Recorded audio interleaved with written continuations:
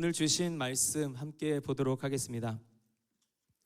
오늘 주신 하나님 말씀 우리 사도행전 17장 16절부터 34절 말씀입니다.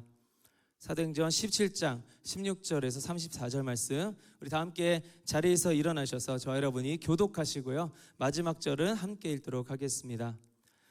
제가 16절 먼저 읽겠습니다.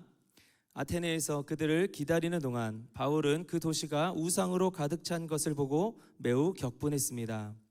그래서 그는 회당에서 유대인과 함경하는 사람들과 또 시장에 나가서 날마다 우연히 만나는 사람들과 토론했습니다.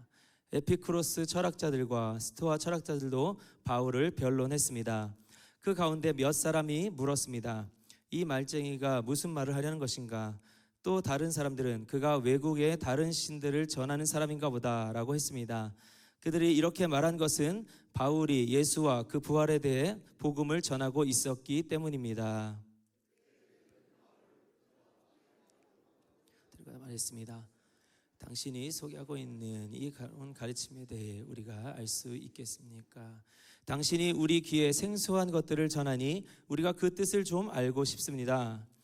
아테네 사람들과 거기 사는 외국 사람들은 보다 새로운 것을 말하거나 듣는 일에 시간을 쏟던 사람들이었습니다. 그러자 바울이 아레오바고 광장 가운데 서서 말했습니다. 아테네 시민들이여, 내가 보니 여러분은 여러모로 매우 종교적인 사람들입니다.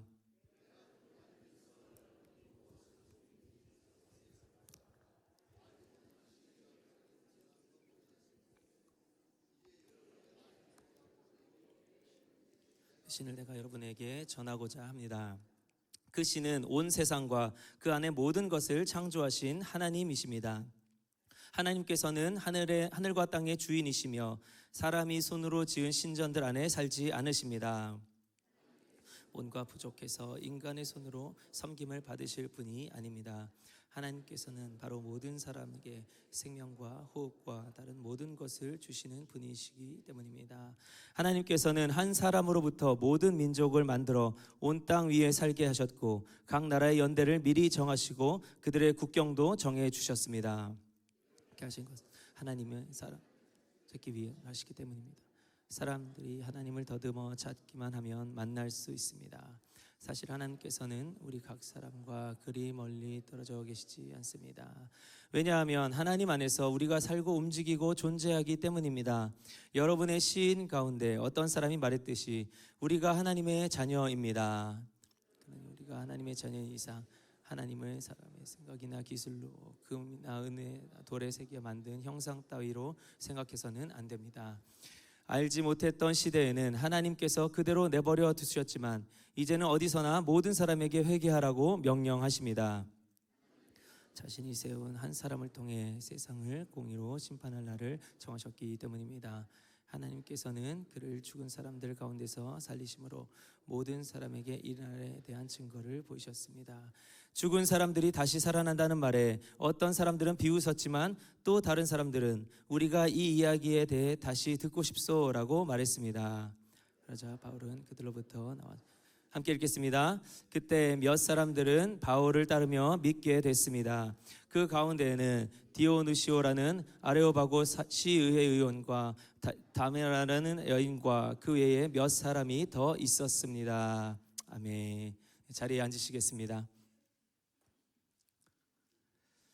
우리 인간은 매 순간마다 무엇을 해야 할지를 선택하고 결정할 때요, 그 순간 가장 자신이 중요하고 우선된다고 생각하는 것을 선택하고 정하여 행동하게 됩니다. 너무 당연한 일입니다. 중요한 것은 그 순간 우리가 할 수 있는 선택은 딱 한 가지뿐이라는 것입니다. 우리는 이 물리적인 제한 안에서 살고 있기 때문에 동시에 두 가지 이상을 결정하여 행동할 수 없는 존재들입니다.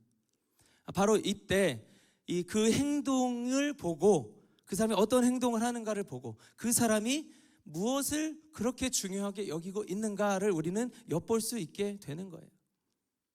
그리고 그 순간 그의 가장 중요한 것이 하나님의 뜻과 마음이 아닐 때, 아니, 하나님이 중요하지 않아서가 아니라 하나님보다 그 다른 것이 더 중요해서 그 순간 그것을 선택하고 행동했을 때 바로 그것은 우상 숭배가 되는 것입니다.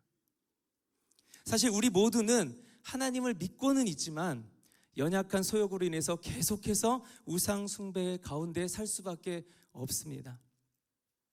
그런데 사실 그런 우리는 오히려 하나님의 성전의 삶을 살아야 되는 존재들이죠. 이 성전에서는 하나님께 영광을 돌리는 이 예배가 행해져야 하고요, 성전을 지은 그 목적 또한 예배입니다. 때문에 그 성전의 삶에서 이 예배가 무너진다면 그 성전이 지어진 목적을 상실하게 되는 거죠. 그리고 그렇게 되면 하나님은 이 성전을 폐기하시는 모습을 우리는 성경을 통해 잘 알고 있습니다. 우상 숭배는 바로 하나님의 영광을 가리우는 행위입니다. 우리 삶의 성전에서 하나님보다 조금 더 의지하고 하나님보다 조금 더 사랑하는 그 무언가들로 인해 이 성전이 장사하는 소굴이 되어버리고 있는 우리의 현실 가운데 그 삶의 우상의 도시를 다시금 복음으로 세워나가는 우리 온전한 성전으로 회복되어 나아가기 위해 우리는 어떻게 해야 할까요? 먼저 오늘 우리 본문 16절부터 18절을 보시면요, 이 바울이 아테네의 그 우상 숭배로 인해서 격분하는 모습을 볼 수 있습니다. 바울이 분노했던 이유가 무엇일까요? 바로 우상 숭배 때문이었죠.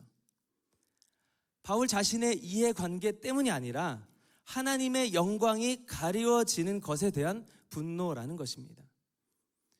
바울은 이 우상 숭배가 왜 잘못된 것인지 적극적으로 토론하며 변론합니다. 우리는 보통 우리 자신에게요, 손해가 없다면, 이해관계가 이렇게 연결되지 않는다면 굳이 적극적으로 분노하고 그것을 해결하려고 하지 않습니다. 때문에 하나님의 영광이 가려지는 것이 나와 관계가 아무 상관이 없는 사람들이라면 이러한 우상 숭배의 모습에 굳이 분노하지 않게 되는 것입니다. 내가 육신적으로 손해를 보고 피해를 당하면 너무도 화가 나고 그것을 해결하기 위해 적극적으로 우리는 행동하고 나섭니다. 하지만 하나님의 영광에 누가 되는 것에는 상대적으로 그렇게 화가 나지 않아요. 자, 이것은 바로 하나님의 영광에 대한 중요도보다 내 안위에 대한 중요도가 상대적으로 더 높다는 것을 보여주는 겁니다. 우상 숭배죠.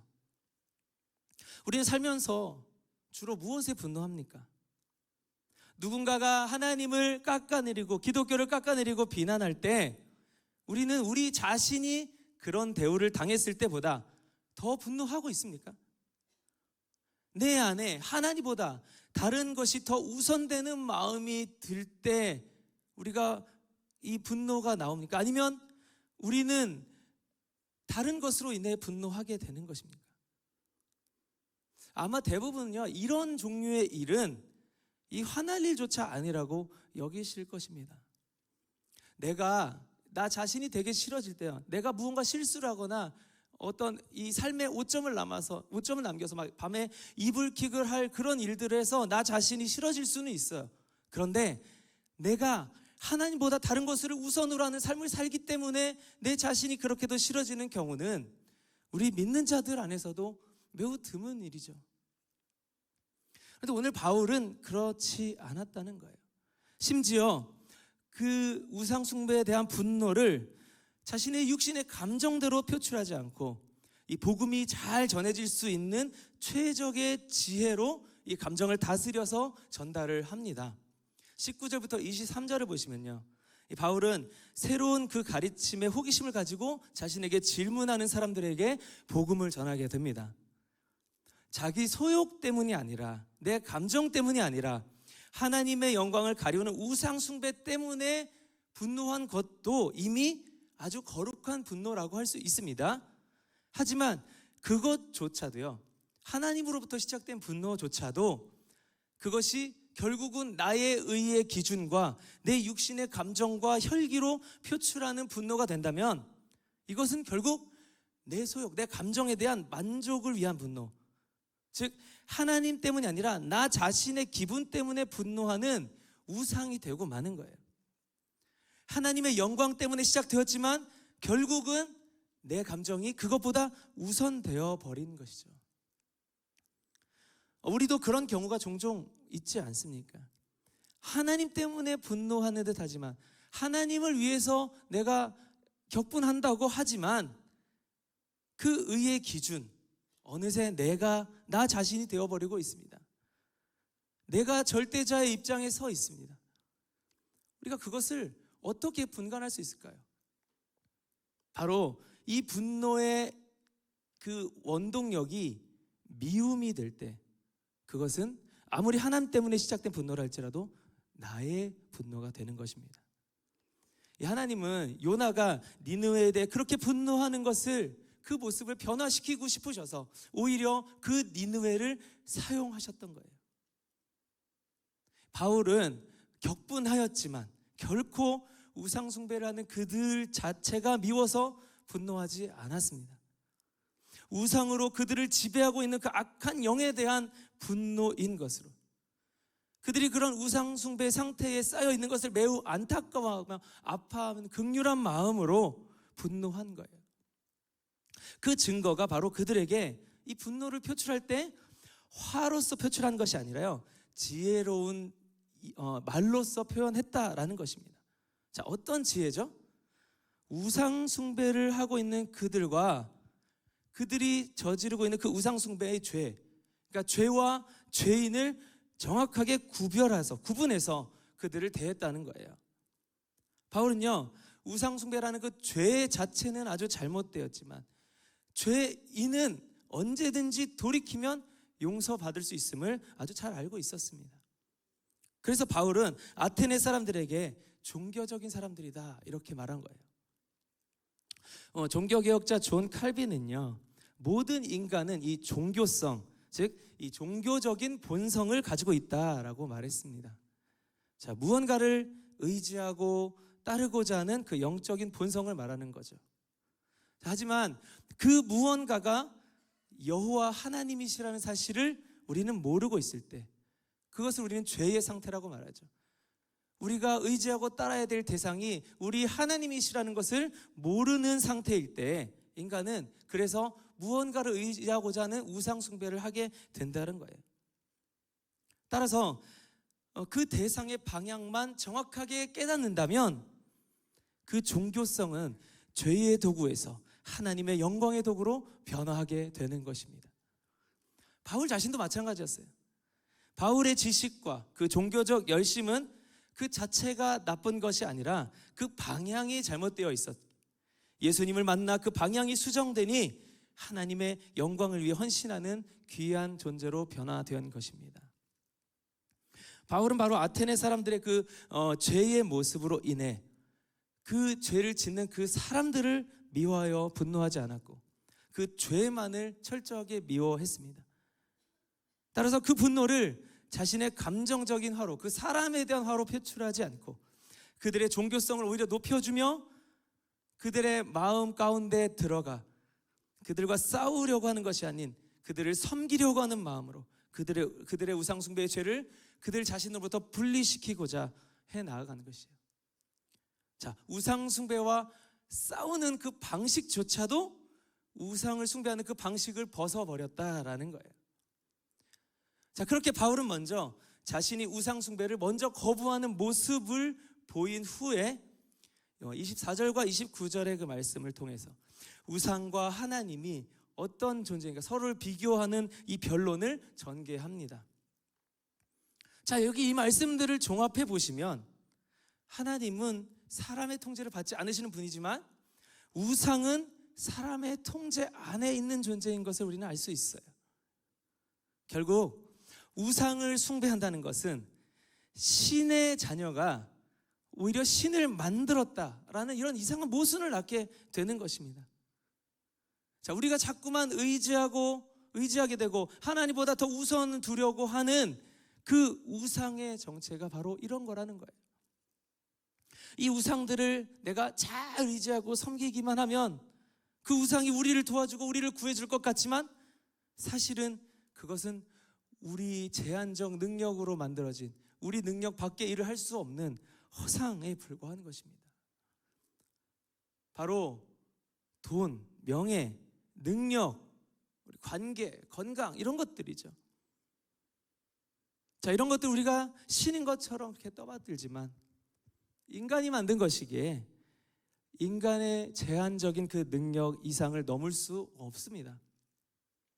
우리가 본능적으로 어떤 전능자를 소망하는 그 종교적 본능이 있는 이유는 바로 우리 자신들이 그런 능력이 없기 때문에, 한 치 앞을 내다볼 수 없는 불안한 존재들이기 때문에, 그 두려움 때문에, 제한적이기 때문에 그런 제한이 없는 전능자를 우리가 의지하고자 하는 소망이 있어요.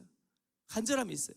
그런데 그 대상이 어디에 있는지를 모르다 보니 우리가 그 대상을 직접 제작하게 되는 것입니다. 그렇기 때문에요, 그 우상은 이름만 전능자예요. 우리가 우리의 그냥 느낌적으로만 전능자라고 알 뿐이지 인간 이상의 그 능력을 낼 수 없는 거예요. 여러분들, 저와 여러분들은 우상보다 더 높은 존재들입니다. 따라서 의지하고 숭배할 가치조차 없는 거죠. 자, 그런데도요, 너무나 놀랍습니다. 우리 인간요, 너무도 자발적으로 그 우상의 노예가 되려고 해요. 하지만 우리가 참으로 의지해야 할 유일한 대상, 우리의 여호와 하나님뿐이심을 우리는 믿습니다. 그분은 우리를 창조하시고 구원하셨고 또 함께 하십니다. 끝까지 당신의 자녀를 책임지시는 분이시고요, 그 책임지기 위해 어떤 희생도 마다하지 않으시는 분이십니다. 자, 이어서 바울은 그 우상 숭배의 그 결과가 어떤지에 대해서 철저하게 이야기를 하고 있습니다. 30절의 말씀처럼 이 우상 숭배가 죄인 것을 알지 못한 채로 숭배했던 것은 용서받을 기회가 있지만, 그것이 이제 죄라는 것을 확실히 전에 듣고 알았는데도 그때도 회개하지 않으면 용서받을 수 없음을 이야기합니다. 자, 우리 인간은 처음 창조될 때 이미 하나님의 형상을 닮은 아주 최상의 존재, 최상품으로 만들어진 존재들입니다.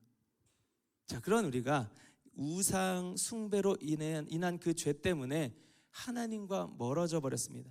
그래서 우리는 하나님의 형상을 잃어버렸어요. 그런데 참된 회개를 통해서 우상보다 다시금 하나님과 더 가까워질 수 있는 기회가 우리에게 온 거예요. 회개라는 것은요, 그저 이 세상적으로 그냥 뉘우치고 반성하는 게 아니라 하나님께로 다시금 온전히 돌이키는 행위를 말하는 겁니다.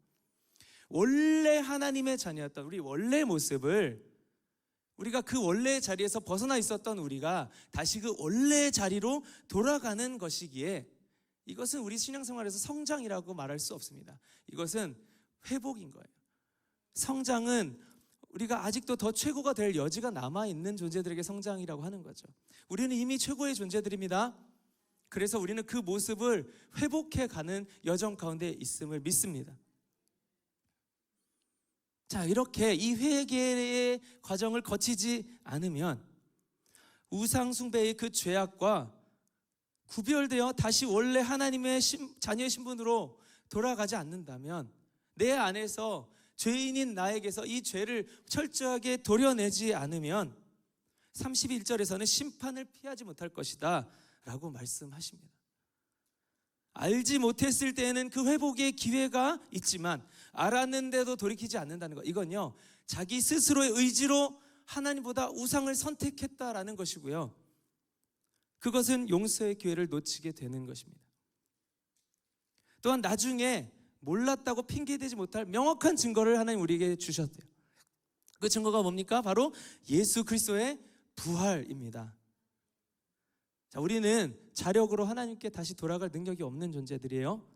그래서 예수님께서 우리의 죄가를 대신 치르시고 죽으신 후에 부활을 이루심으로 바로 그 죽음에 동참하는 그 자녀들, 그 고난에 동참하는 자녀들에게 그 부활을 선물로 주신다라는 겁니다. 우리가 죽어도 우리는 부활할 수 없지만 우리는 예수님의 죽음의 길, 고통의 길까지는 우리는 순종하며 같이 따라갈 수 있어요. 하지만 그렇다고 해서 우리는 예수님처럼 부활할 수는 없어요. 하지만 그 죽음의 길을 따르는 자들에게는 예수님의 부활을 우리에게 선물로 주신다라는 겁니다. 자, 그런데 그 고통의 길, 고난의 길, 죽음의 길, 연단의 길을 내가 통과할 수가 없다, 너무 어려워, 그거는 난 할 수 없어 라고 여겨서 그 길을 거부한다면요, 결국은 어떻습니까? 부활도 우리의 것이 되지 못하는 거예요.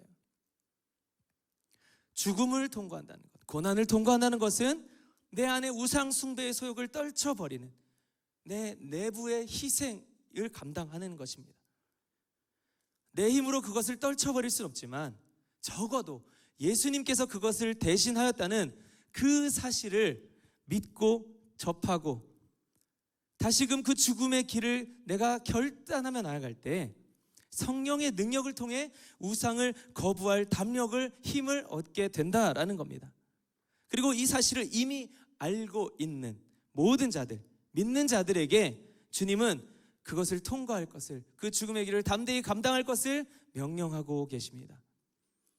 따라서 이 복음은 접한 모든 믿는 자들, 우상 숭배가 난 죄인지 몰랐어, 내가 그렇게 하고 있는지 몰랐다라고 하나님을 속일 수 없다라는 겁니다. 때로는 그 믿음의 경주의 여정 가운데 넘어질 때도 있고 또 낙심할 때도 있습니다. 하지만 결코 그 길을 포기하지 않는, 결코 그 우상을 떨쳐버리는 그 싸움을 포기하지 않는 그 영적인 전쟁을 내가 포기하지 않아야 하는 것이에요. 왜요? 저와 여러분은 우상 숭배가 크나큰 죄라는 것을 알고 있기 때문이죠. 마지막으로 이 바울은 32절부터 34절 말씀에 이 우상이 아닌 복음을 받아들이는 것은 너희들의 선택이다, 하지만 그 결과는 정해져 있다라고 이야기합니다. 자, 우상 숭배, 이 세속의 욕망대로 사는 것, 그것이 세상에서는 죄가 아니지만 하나님께서는 죄라고 말씀하시고요, 그 죄를 거부할 때 당장은 이 죄를 거부하는 그 도려내는 수술 때문에 아직 이 땅에 살고 있기 때문에 이 땅의 논리와 기준에서 당하는 그 고통이 수반되더라도 분명히 다시금 영원한 생명을 회복한다는 그 말, 이 복음을 접하는 사람들에게 두 가지 반응이 나타나요. 바로 비웃는 자와 받아들이는 자입니다. 네, 맞습니다. 하나님께서는 우리 인간에게 자유의지를 주셨어요. 그래서 어떤 것이든 우리가 선택할 수 있도록 허락해 주셨습니다. 왜냐하면 하나님께서는 우리와 인격적인 관계를 맺고 싶어 하시기 때문에 자발적으로요, 우리가 하나님을 선택하기를 원하시는 거예요. 하지만 그 각각의 선택의 결과는 정해져 있는 거죠. 그래서 구원은 우리 모두에게 허락되었지만 그 구원이 실제로 적용되는 구원받은 자들은 결국 그것을 믿고 받아들이는 자들, 순종하는 자들 뿐이다라는 겁니다. 따라서 구원받지 못한 자들이요, 아, 하나님이 악하셔서 우리를 구원하지 않으셨어라고 이야기할 수 없다라는 거예요. 예수 믿고 구원을 얻었을 때 우리가 그렇기 때문에 육신적으로 다 편해지는 게 아닙니다. 오히려 하나님을 반대하고 싫어하는 이 세상 속에서 하나님의 자녀로 살아갈 때 세상 가운데서 우리는 오히려 고난을 더 맞이하게 되는 것입니다. 그 고난은 외부적인 고난도 있지만 아까 말씀드린 대로 내 내부적인, 내 안에서부터 시작되는 그 우상과 철저하게 싸워내려는 그 고난이 이제부터 시작이 되는 거예요. 세상에서는 그게 죄가 아니기 때문에 죄의식조차 없었지만, 아, 하나님 앞에 나를 비춰보니, 내가 주의 자녀의 모습을 회복하고 보니, 아, 그 모습이 다 죄악의 모습이었군요. 예, 주님, 이제 이것을 내가 벗어버리겠습니다. 그런데 이게 잘 벗어지지 않아요.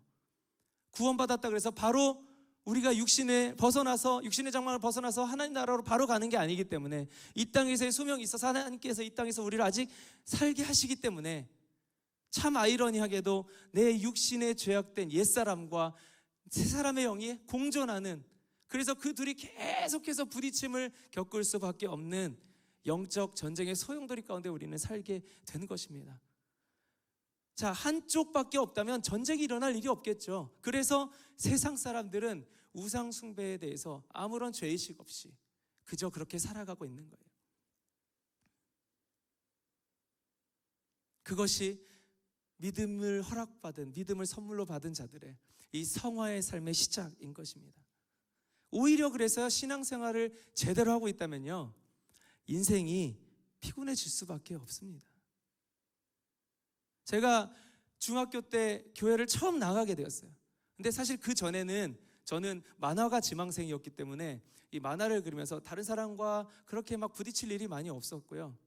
이 만화를 통해서 제가 그 세계 안에 전능자가 돼서 제가 하고 싶은 대로 마음껏 그 세계를 펼쳐서 그 세계 안에서 살았어요. 그래서 이 만화가들의 그 정신 세계는 굉장히 좀 독특합니다. 그 만화에서 일어나는 일들이 다 현실에서도 일어날 수 있다고 좀 착각하면서 사는 존재들이에요. 근데 저희 아들이 이 만화를 너무 좋아하게 됐습니다. 제가 가르쳐 주지도 않았는데 그 아들의 정신 세계가 옆에서 많이 보여요. 그래서 많이 기도하고 있습니다. 예. 그런데 그런 저의 모습이 교회를 다니기 시작하면서 사람들과 관계하면서 부딪히면서 너무너무 피곤해지기 시작한 거예요. 처음에는 신앙생활이 이게 그래서 잘못된 건가라는 생각을 했었습니다. 나중에 하나님을 정말 온전히 알게 되면서 너무나 당연한 일이었구나라는 걸 깨닫게 되었어요.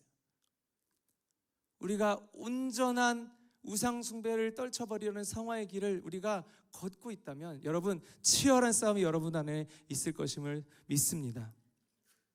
우상 숭배에서 발버둥 치려고, 벗어나려고 발버둥 치는 이 영적 전쟁을 그래 힘들다고 하여, 두렵다고 하여 거부한다면 우리는 진정으로 돌이킨 자의 모습을 회복할 수 없는 것입니다. 말씀을 정리하겠습니다.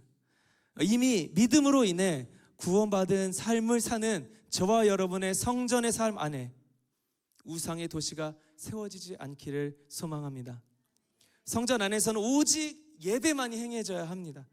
예배는 단호히 우상을 거부하고 그 우상을 따르고자 하는 옛사람의 관성과 치열하게 싸우는 내 새 사람의 영인 것입니다. 예수님은 하나님을 예배해야 할 그 예루살렘 성에서 장사하는 자들에게 강력히 꾸짖으셨습니다. 우리 안에 그런 장사하는 우상들에는 무엇이 있습니까? 그것이 돈입니까? 명예입니까? 권력이나 관계, 아니면 내 자녀, 내 가족입니까? 아니면 이 땅에서의 나의 시간, 내 인생입니까?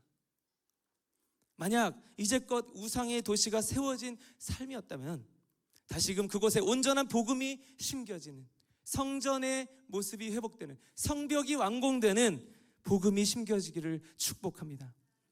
똑같이 세상을 살지만 하나님은 모르는 자들과 그렇게 차이 없는 모습이 아니라 하나님을 믿는 것에 대한 반응이 있는 삶, 그래서 하나님께만 영광이 돌려지는 참된 예배가 늘 행해져지는, 우상이 깨어지는 성전의 모습이 회복될 수 있기를 예수님의 이름으로 축복합니다. 기도하시겠습니다. 하나님 아버지, 우리를 포기하지 않으시고 주님을 배신했던 우리의 연약한 모습을 불쌍히 여기시고 우리를 붙들어 주신 그 주님의 은혜를 다시 한번 감사하며 찬양드립니다. 그런 우리의 연약한 모습 가운데 또 한번 기회를 주셔 성전의 삶을 회복하는 그 우상의 도시를 무너뜨리는 주님의 간절한 마음을 우리에게 말씀하신 그 심령들 가운데 주님 귀한 삶의 열매를 맺어 주님께 참된 예물이 있는 삶으로 영광 올려드리는 하나님, 우리 모두의 성전의 삶이 될 수 있도록 인도하여 주시옵소서. 영광 올려드리며 살아계신 예수 그리스도의 이름으로 기도하옵나이다. 아멘.